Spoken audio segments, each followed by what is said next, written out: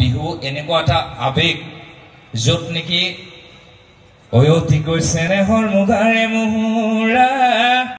মই কাক সম্বোধন ধৰিম কাক নধৰিম মই নিজে বিচাৰি নাপাওঁ গতিকে মই ইয়াত থকা সকলোকে মই প্ৰণাম কৰিছোঁ যাতে আশীৰ্বাদ কৰে আমাৰ আগতীয়া জীৱনত যিমানবোৰ কৰ্মৰাজি আছে আমি সুন্দৰভাৱে কৰি যাব পাৰোঁ ভঙা চিঙা গুৱাহাটীখনত ভাঙি যাবলৈ লোৱা ঘৰ এটাক সাংস্কৃতিক বাহিনীয়ে আকৌ ইমান সুন্দৰ মনেৰে সুন্দৰতাৰে আকৌ সেই ঘৰটো গঢ়িবলৈ চেষ্টা কৰাটো বৰ ডাঙৰ কথা সেইটো মোৰ খুব ভাল লাগিছে আৰু মই সাধাৰণতে কথা ক'বলৈ ভয় নকৰোঁ কিন্তু আজি মোৰ কিবা অলপ বুকুখন কঁপি আছে ইমান গণ্যমান্য ব্যক্তি আপোনালোক আমি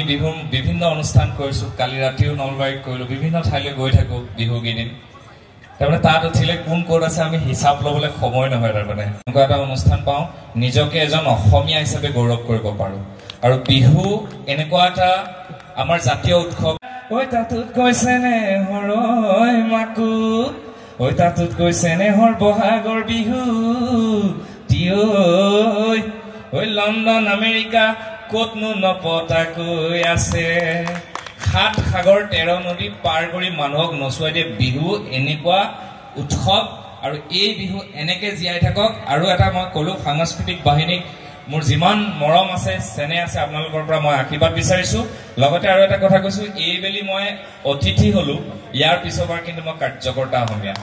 আৰু যাক আনিব লাগে মই সেইখিনি দায়িত্ব ল'ম ধন্যবাদ বহুত ধন্যবাদ সমীৰণে মোৰ লগত সম্পৰ্ক কৰিছিলে এই বিহু অনুষ্ঠানলৈ আহিবলৈ আৰু এখন অনুষ্ঠান আছে ৰঙিয়াত আপোনালোকৰ পৰা বিদায় ল'ব লাগিব আৰু অগ্ৰজসকলক পুনৰ মই প্ৰণাম কৰিছোঁ আপোনালোকক ধন্যবাদ জয় আই অসম